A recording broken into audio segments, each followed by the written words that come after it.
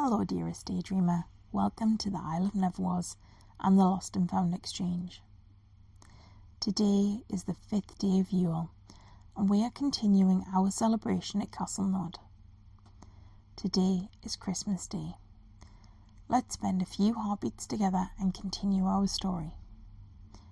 You, my dear heart, have woken up in the library of Castle Nod. It isn't quite dawn yet, and it is still dark outside.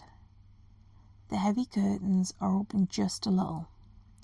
You can see that snow has continued to fall through the night. There is a fresh, deep blanket covering the gardens. You can hear the gentle snores of the islanders sleeping in chairs and curled up on sofas. A group of children are snuggled up together under the Christmas tree. Woolen blankets and patchwork quilts have been carefully placed over them.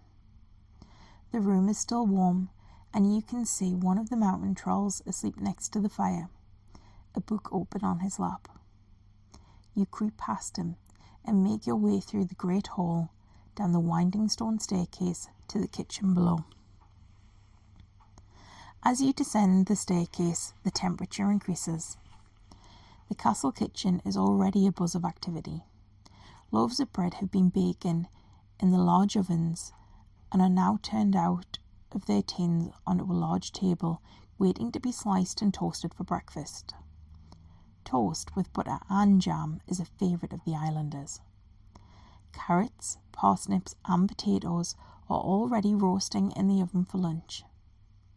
The smell of honey, ginger, orange and thyme fills the air. Christmas morning at Castle Nod is always a treat. The islanders make gifts throughout the year. They bring them to the castle and place them under the grand tree in the entrance hallway. The gifts made for the island's youngest residents are always placed under the tree in the library. At some point during the feast, they are collected up ready for this morning. You slowly make your way back up the stairs, not wanting to wake the fairy folk sleeping in the great hall.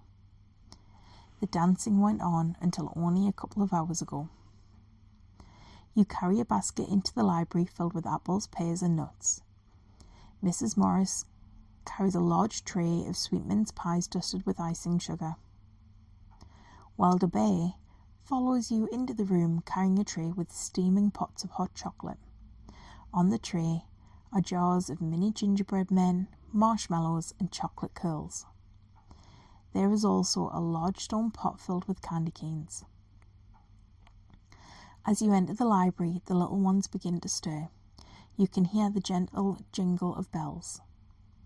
While you have been helping in the kitchen, King Otto has quietly entered the library, and he has switched places with the mountain troll you saw sleeping there only minutes before.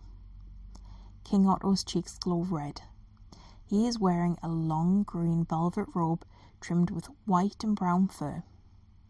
A wide red satin ribbon is tied at his waist, and holly and mistletoe have been embroidered around the hem and sleeve cuffs.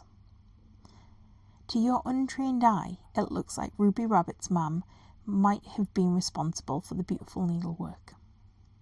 King Otto now has a long white beard and a green velvet Santa hat to match his robes. He sits quietly beaming. To the side of his chair is a small side table. Mrs. Morris places an extra large mug of hot chocolate down next to him.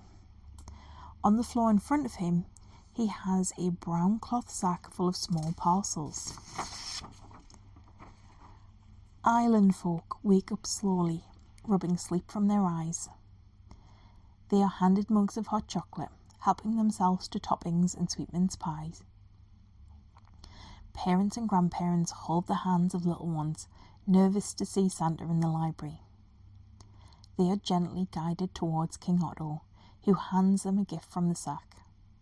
Their faces light up as packages and parcels wrapped in brown paper and newspaper, held together with twine and ribbon, are passed to the children.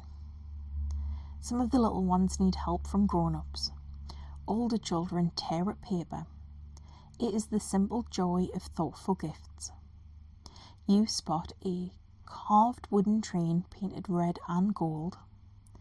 Another child has a pair of knitted socks with a star pattern. The library is filled with the sounds of the island's youngest residents tearing paper, laughing, giggling, and happy chatter as they show their family and friends what they have been gifted. Gifts of hats, scarves, and mittens come in various colours and patterns. One of the bunnies unwraps a beautifully stitched crown, and her sister has been gifted a fairy wand. Elsewhere in the castle, island folk are swapping gifts, thoughtfully wrapped packages of sweets, small parcels of biscuits, gifts of jars of jam or chutney.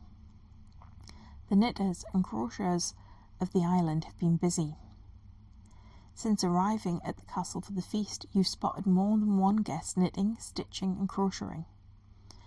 More gifts wait under the tree, waiting for the islanders to return home after the feast draws to an end tomorrow. Today, there is another special Yule tradition after breakfast. It is the scavenger hunt. The islanders make their way to the Great Hall for thick slices of toast, dripping with butter and strawberry jam that has captured the taste of summer. Many more mugs of hot chocolate are drunk alongside cups of sweet milky tea and strong black coffee. Make sure to wrap up warm before we head outside. The islanders wear their new scarves, hats, gloves and mittens so they can go and play in the snow. The sky today is clear, pale blue. Big fluffy clouds lazily drift by, holding the promise of more snow later. As you arrive outside, some of the younger island folk are already making snowmen. Later, the fairies will enchant them to play a game of hide and seek in the castle gardens. Getting outside during Yule is important. It is a time to celebrate the return of the sun and appreciate the change of the season. The island folk all assemble at the fountain in the middle of the driveway to collect their clues. Not all the clues are the same. King Otto and Mr. Morris spend an evening a week from April onwards planning the scavenger hunt. Their clues are challenging. Hidden throughout the gardens are 15 wooden treasure chests guarded by ravens. An assortment of items can be found concealed inside the chests, including books, glass baubles, and carved wooden birds. Even if you stumble across the location of the final treasure chest as you hunt the grounds, it can only be opened by finding and solving all 15 clues. The winner of the scavenger hunt gets Mrs. Morris's Christmas cake. It is undisputed that she makes the best Christmas cake on the whole island. It is a family recipe. Even her husband, Stan, doesn't know the recipe. He is banned from the kitchen. The competition is tough. The winner also gets their name added to a special plaque inside the castle. They also get bragging rights for the rest of the year. The feast will continue at Castle Nod for the rest of the day. Some families will begin to drift back to their homes to continue their own Yule celebrations, but most will stay at the castle again tonight. Tomorrow, the islanders will make their way to Bubble Beach before returning home for more gift-giving and celebrations as Yule continues. For my daydreamers, mischief makers, and restless souls, welcome to the Isle of Neverwas. You are home.